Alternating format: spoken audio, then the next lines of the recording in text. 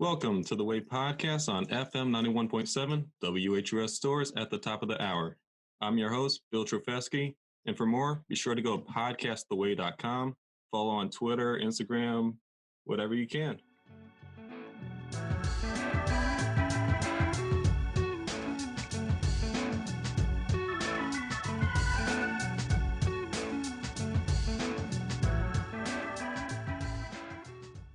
And my guest today is Ruben de Theije.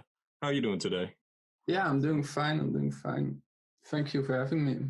Thanks for coming out, and tell the audience a little bit about yourself. What are we talking about today? So I'm a journalist from the Netherlands, and together with A Stroy photographer, we have interviewed 11 protagonists who used to struggle with an eating disorder. So they are men who used to struggle with an eating disorder. And with this project, we wanted to kind of take away the stigma that eating disorders are always linked to females. And eventually this project ended up in exhibitions around Europe, and we made a photo book called A Story to Tell. And that's also the name of the project, A Story to Tell. Nice. So yeah, today we're going to talk about your book, A Story to Tell, all about men's eating disorders, because yeah, everybody likes to think it's about women, but you, well, I mean, it's both too, but you wrote a book called I Want to Disappear Too, which talks about women's eating disorders too, right? Actually, Mafalda, so that's the photographer that I work with. She made a book about that. I only participated in the book about men with eating disorders. Okay, I was just curious. So everybody thinks eating disorders are women related. What can you tell me about men having it? Yeah, actually, the symptoms of the eating disorder itself aren't that different from females. The core of an eating disorder, which is mostly relies on hidden traumas or emotions that haven't been processed yet, or that they don't know how to express this. This is mostly the core of eating disorders. They are kind of the same. The difference that I would say is mostly that men, and especially with anorexia, that they tend to focus a lot on sporting too, because they want to have a really muscular body. So I think that's the difference between females and males with eating disorder. And in general, from the statistics, at least the statistics that are known, it's also less common for men to have eating disorders. But as a disclaimer to that, the medical field still kind of struggles to reach this group because there's a lot of shame on it. Yeah, so the statistic might be higher than it is actually now written in research. Yeah, I found academic.oup.com said 2.2% of men are affected with eating disorders, but that could range from 0.8 minimum to like 6.5% maximum. So yeah, they definitely think it's higher up. But one of the things you said, like men like to be like strong and in shape.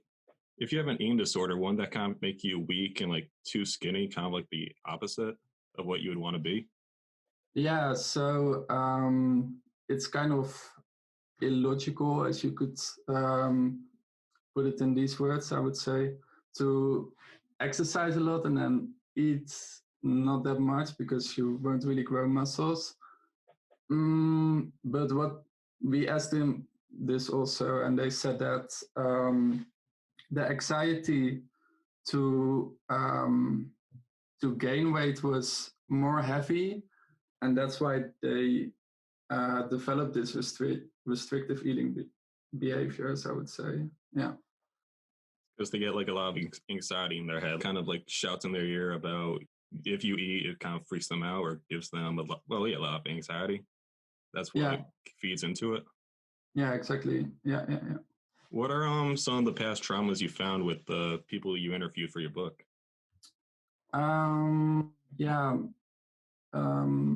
It's really. They don't want to share it. You don't have to share it. Sorry. Oh wait, actually no, it's in the book, so it's already shared. Yeah, never Yeah, mind. it's in the book. So, and I always said to them that they were really in control of what they wanted to share or not, because I don't want them to have things in the book that they rather not have in the book. So yeah, there could be traumas about everything. It could be in their social environment, like with friends or family. We also had somebody who had bad experience with sexual abuse. We also had a protagonist in the book who were like bullied on school. Like a lot of them actually were also bullied as a kid. So this also creates traumas and problems with self-esteem. Um, yeah. So these kind of things I would call them traumas, I think. Yeah. I did a podcast episode a while ago, episode 5, and actually for the people on the radio, it's going to be 3 days ago. But that same guest is doing a TED talk in Hartford. But I think you can find it online. But yeah, so that episode was about this porn addict who had like a massive porn addiction and had this whole crazy story. But the reason he said he got into it was because it gave him, because his backstory was very sexual trauma, and he said it gave him control of his environment. So is it like these people get an eating disorder because they like to have control in their life, gives them some structure? Yeah. Yes, I would say it like that. Think yeah, a lot of addictions also still rely on control, like even smoking cigarettes, I would say. And eating disorders, you could definitely perceive them as addictions too. And the thing, like the symptoms that makes it really a good way of controlling for eating disorders is that they can weigh themselves all the time. They can weigh the calories that they eat every day. So these are like quantitative matters that they can weight every day. So you can get really obsessed by these kind of matters and the control over this. So yeah, control is definitely a big factor that these men also why these men developed an eating disorder, I would say. Yeah.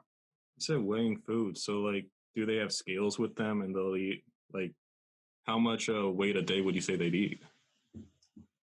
How much they would eat per day, Yeah, or like what? how many grams or like pounds or I don't know how to. Yeah, like what Um, the scale would be. yeah. So actually, we have kind of two rules in the book, and that is that we don't talk about the amount of calories that they took, and not about the weights, because it can be kind of triggering for people with an eating disorder who read or listen to that. But I could say that it's far less than advised. And even to the point that doctors said to them that their heart would probably fail if they would continue doing like this, or they had to be hospitalized and fed with, how do you call this in English? When you, with the nutrition. I'm sorry, what kind of word are you looking for? Like a what? So when they plug in the nutrition, it's Feed? like a forced nutrition. Not you feed. It's yeah, one of those things you put into your arm for keep you alive. I know what you're talking about. Yeah, okay. So this, yeah, like forced nutrition also. So it was like quite heavy stories. A lot of them were kind of balancing between death and being alive. So this kind of pictures how bad their situation was, I think. Yeah. I saw him on the website. One of the pages you shared about the book had kind of told a story like what you just said, where one person was hospitalized, almost died. What caused that person to get to that point? Um, yeah, at a certain point, there was even one of the protagonists who said that he fully quit eating for a couple of days, and he quit drinking also for a couple of days. So yeah, that's how bad it can be, and he ended up in the hospital pretty quickly, of course. Yeah. All right, so Yeah, this was one of these two protagonists who got this forced nutrition also in the hospital. Yeah. yeah, So, what are some of the eating disorders talked about in the book? Sorry? What are some of the eating disorders? Like, there's anorexia, bulimia, Ah, binge eating. yeah. So it's these two, anorexia, bulimia, binge eating, and then we also have other specified feeding and eating disorder. And this is actually a combination of patterns of these three eating disorders, but they kind of overlap. So then doctors tend to put it in the diagnosis of other specified feeding and eating disorder. They Yeah. overlap, so you can have like bulimia and anorexia. You can have both of them. Yeah, so for instance, you can have anorexia, but you're still on a healthy weight. Then this would go into OSFET mostly, I would say. Is it And possible? OSFET is the other specified feeding and eating disorder, sorry. Yeah. Oh, good. Is it possible to have anorexia and binge eating? Because I feel like those are the opposite side of the scale. Um, then I would say that it's bulimia, kind of. Yeah. Okay, where you binge eat, but then you puke it. Okay. Yeah, yeah, exactly. But these all these symptoms kind of overlap a lot of time, and it's really up to a doctor to say in which category it fits.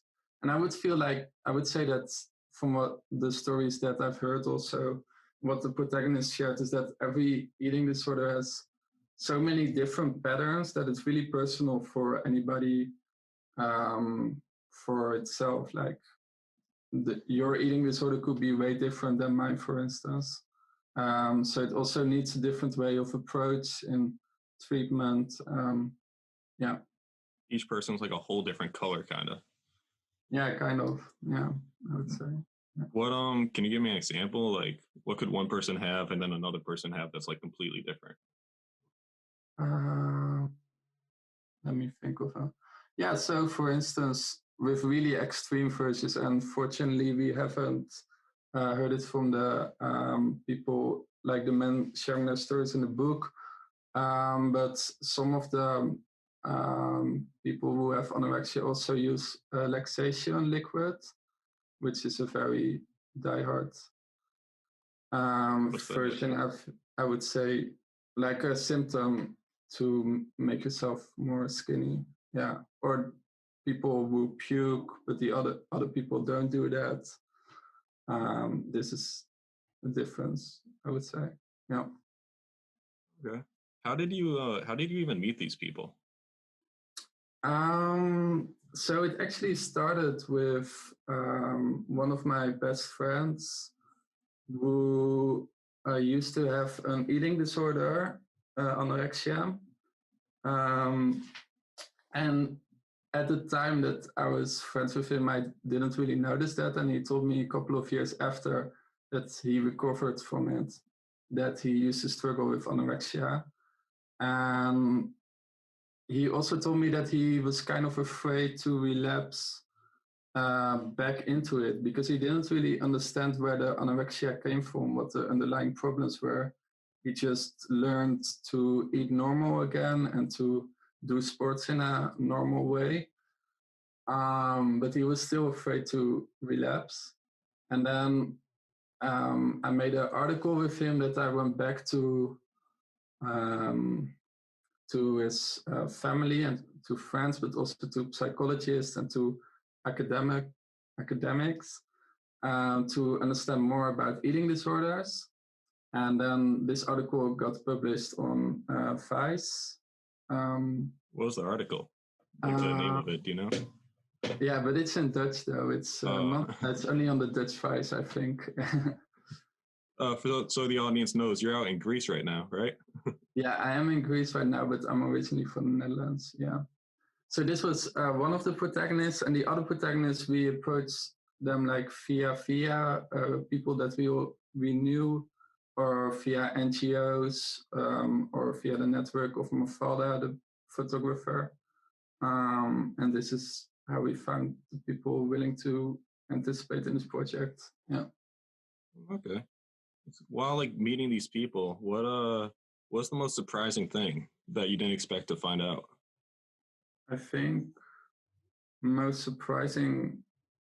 So in the book, we kind of focus a lot on the underlying problems of the eating disorders. And we kind of discovered from the stories that a lot had to do with um, that they kind of struggled with the image that society has on masculinity. So how a man should be, how a man should behave, and that they didn't really fit in this pattern. And that's also one of the reasons that they developed an eating disorder. So actually, I didn't thought that this would be such a big topic in the book, but eventually it turned out to be quite a big topic. So, for instance, a couple of protagonists, they found out that they were gay, and this struggle with their sexuality and identity kind of also helped in developing the eating disorder. Yeah.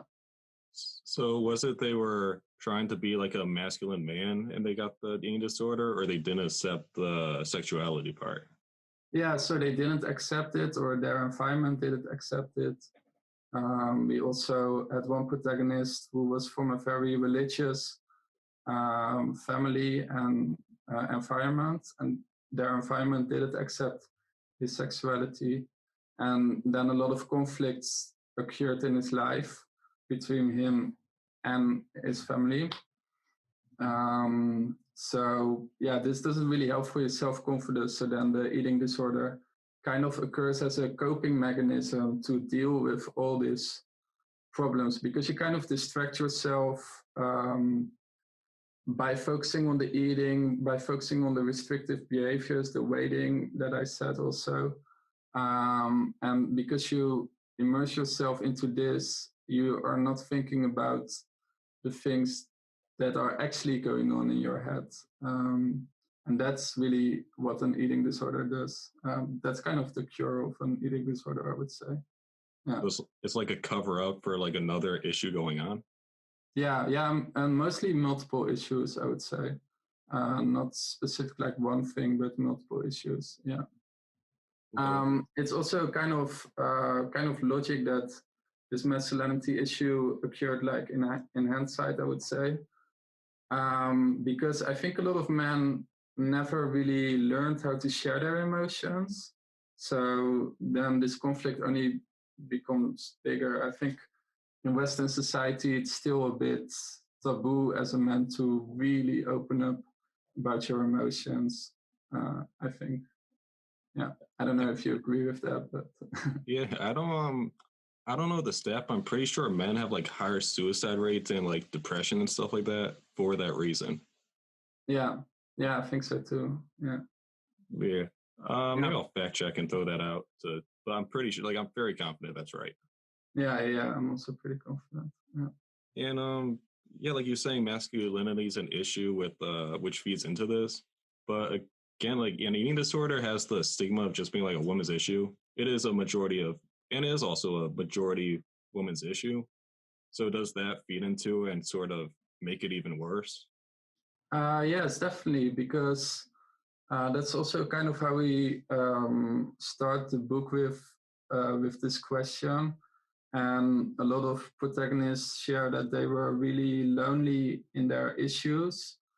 So first step, like they didn't really acknowledge that they had an eating disorder because they thought it was for girls or for women. So they kind of denied it. And then most of the time it was that after a very long period of time, someone in their environment started to recognize it, and then they went to the doctor, and then they got the diagnosis, and then they started accepting it. But this took a very long time, and it took probably longer than it would take with girls. So the problems in this period of time kind of develop already way much more heavier than it would develop with females. So this makes it even more problematic, I would say. And what was your question again? What was my question? Oh, it was men's yeah, so issue of masculinity is what feeds into the eating disorder. So then I said like, oh, an eating disorder not being masculine, making it worse. Yeah, it makes it worse because there's a lot of shame on it. Yeah, that's the conclusion of the story I wanted to say. Yeah, there's a lot of shame on it, and also that's also what I wanted to add to it. When they were having treatment, they were mostly in groups with girls mostly, so they felt very lonely in the treatment center also. And the kind of eating disorder, which is also sometimes like a voice in your head just saying things to you. Then the eating disorder really said like, oh, you don't belong here because you're a man and you just eat healthy. Look around you, there are only girls here. So yeah, that also doesn't help, of course. No. It seems like you're getting the bad end of the straw, and then you're getting the bad end of the straw again, and then you're getting the bad end of the straw like again and again. Having this kind of eating disorder with the like having a masculinity issue related eating disorder. Yeah, true. Yeah, that is actually true. And But I will also want to say that a lot of protagonists in the book um, got over their eating disorder, and even two of them are now working as a therapist, helping other people with eating disorders. Three of them actually. So that's also um, kind of the message in the end of the book. Spoiler alert: that you can get over an eating disorder. Yeah, which is very important, I think. Also, that this is kind of the message of the book. Yeah. that was one of my later questions, like if you can completely overcome it, but that's good. Well, completely. Yeah. Yeah. Yeah. Okay, we can get to that later, maybe. Yeah. Okay, I'll bring that back up. Uh, you ever you know Netflix? You watch Netflix, right? Yes. You ever see the movie The Social Dilemma? Yeah. I know that there's also a guy with an eating disorder in there, right? You Or what? no? Maybe I missed it. You could be right though. Oh no, I haven't watched it, but I heard somebody saying that. But maybe it's not true. Yeah, the reasons I bring it up is because they talk a lot about like social media causing anxiety. It's a great movie. I recommend to people, but like it Okay. just constant like social expectations, stuff like that. But one of the things they also touch up on is like models and being like photoshopped and everything's sort of this fake image. So does social media and the Photoshop models feed into this image problem that these people have? Um, I would say that it definitely feeds it. But one of the therapists that we spoke about this, he kind of made the distinction between a trigger for an eating disorder and the underlying problems, and that this is kind of more a trigger to um, start into this disordered eating behavior or sporting behavior. Um, but I do think that it kind of, yeah, it also has a lot of influence on it because the expectations kind of raise in general of how you should be as a girl or a boy or a man or a woman. Yeah. Yeah, also because like maybe I should give kind of an example. If you, for instance, with an alcohol addiction, um, you maybe, yeah, no, this is not a good example. Maybe with smoking, you could kind of start smoking because it kind of looks cool. When you're like 15 years old, you think that it looks cool. But maybe there are like other things going on in your life that you feel a lot of stress, a lot of anxiety that you don't belong to the group. And that's actually why you start smoking. So this is the same with social media, I would say. Yeah. You're gonna you're gonna say alcohol at first, like looks cool, right? Yeah, but it doesn't really, right? It doesn't, Yeah. but at the same time, it does. Like even like in even like drugs in America, like Xanax and stuff like that, it has this sort of like appeal to it. Like, oh, take these drugs, look cool, be out of your mind and stuff. That's one of the Yeah, reasons we have like this whole epidemic and we have all this, even alcoholism and everything like that. So no, it's definitely true. yeah. No, let's say like that. Yeah, it's true. Also, of course, we have a lot of influence from the music business, kind of glorifying this. Yeah, so Yeah, and Spotify just had their yearly wrap where they show you your favorite artists of the year and your favorite genres of music. And my genre is very like it definitely exactly what you just said. Like it definitely like glorifies drugs. It definitely glorifies all this stuff. And Yeah, now five rappers or six rappers like overdose in the past year now because of it. So it's yeah, definitely one of those things where like I mean it sells though, so they're gonna keep making it to sell and make money. But at the same time, it's definitely feeding into it. yeah. I think so too. Yeah. All right, I'm gonna bring it back from that to Mazine disorders. Yes. So one of the things you mentioned was well earlier was that somebody was able to eventually notice the warning signs and get these people to help. But what were some of the flags that they noticed? Flags that I noticed. Yeah, for instance, they kind of started sporting a lot, that they were weighting their calories, that they were weighting themselves a lot, but also that they are socially, this is what happens a lot of time, that they are socially kind of hijacked by the eating disorder, so they isolate themselves a lot. The eating disorder is a lot of times also kind of bubble that you are in for yourself. It's for them even a safer environment. That's how they described it, because they really identify themselves with an eating disorder, or they feel safe in the control that the eating disorder gives them. So they start neglecting school, they neglect friends, and they kind of become very isolated.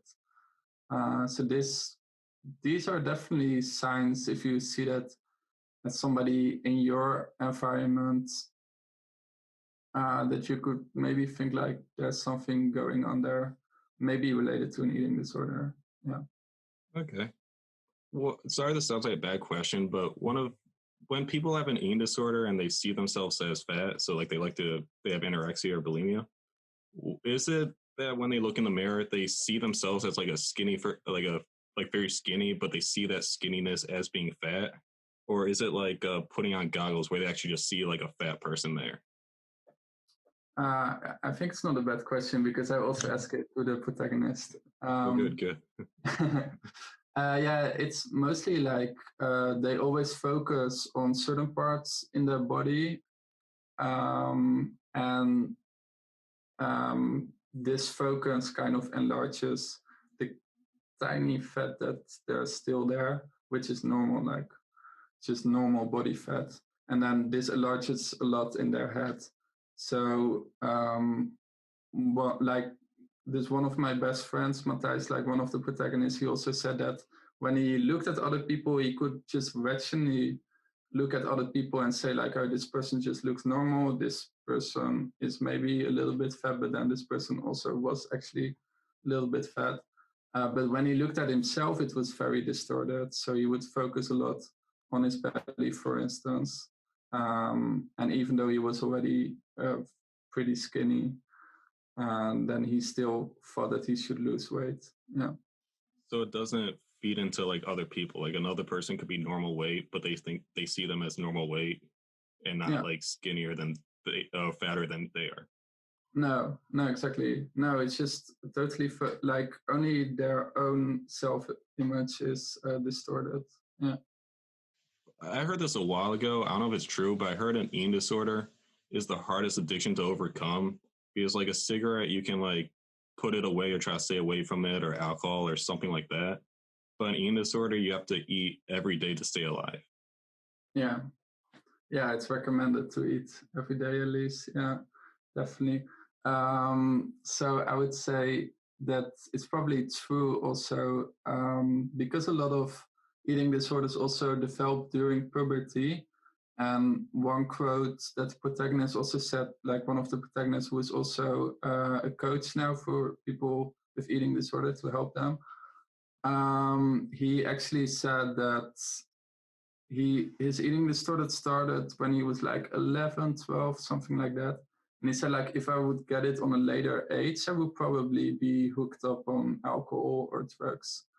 But because you're so young and you don't really you can't really reach that yet. You can't really reach alcohol or drugs, so you start to create an addiction on food because it's the one thing that it's really approachable for you. Yeah. So then I think what you're stating is definitely true, that it's more difficult because you're facing it every day. Yeah. And it's also, I think, the second deadliest, now I have to put it in good words, mental illness, uh, second deadliest mental illness in the world. Yeah. So Really? that's also kind of states how dangerous an eating disorder is. Yeah. Maybe it was a different year, but I saw a TED talk, and Yeah. this one was like 13 years ago, but it said it was actually the highest death rate of all mental illnesses at the time.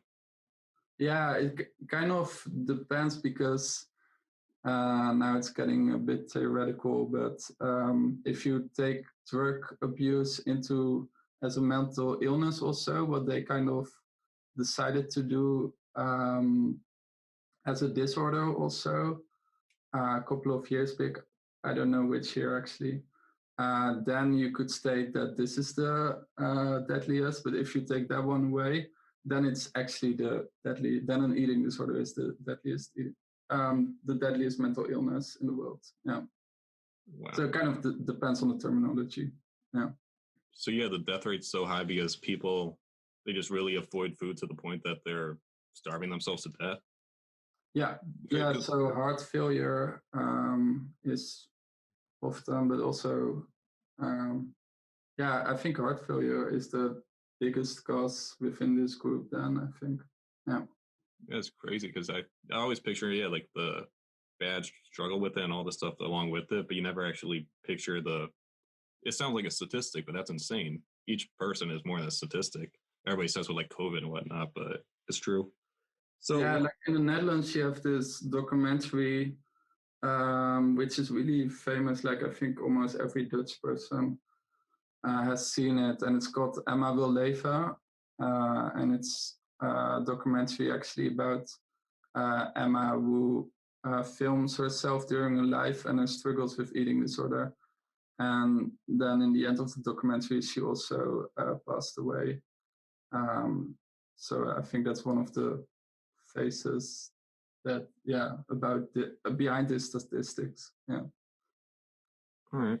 If somebody finds out they're having an eating disorder, or I guess even the people in your story, how did they overcome it?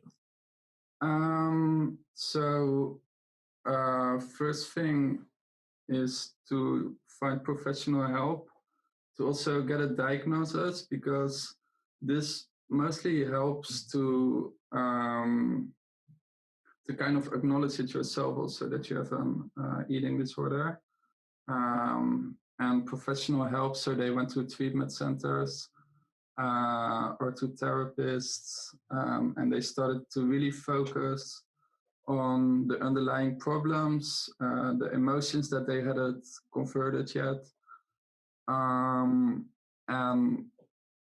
yeah, to kind of get into a more positive life, to be more kind to themselves, and to learn to talk about their emotions. These two things, being kind to oneself and learning how to talk about emotions, are, I would say, the two most important things to overcome this. Yeah. From what I've heard from the stories and the people that I've talked to in the medical field. Yeah. So it seems easy to just say like, oh, figure out like just start eating more food or make yourself eat, but it's really like that doesn't work as well. You have to actually get to like the root of the problem. Yeah. Yeah, definitely. Also, in the stories, like there are still some treatment center who tend to focus a lot on the feeding behaviors. So there are actually like two protagonists in the book, and they went to the same treatment center, which was one of these treatment center, who focus a lot on the eating, and they learned how to eat normal again, and then their BMI was normal again, and then they instantly um, had to go out of the treatment center because they were cured, as they said.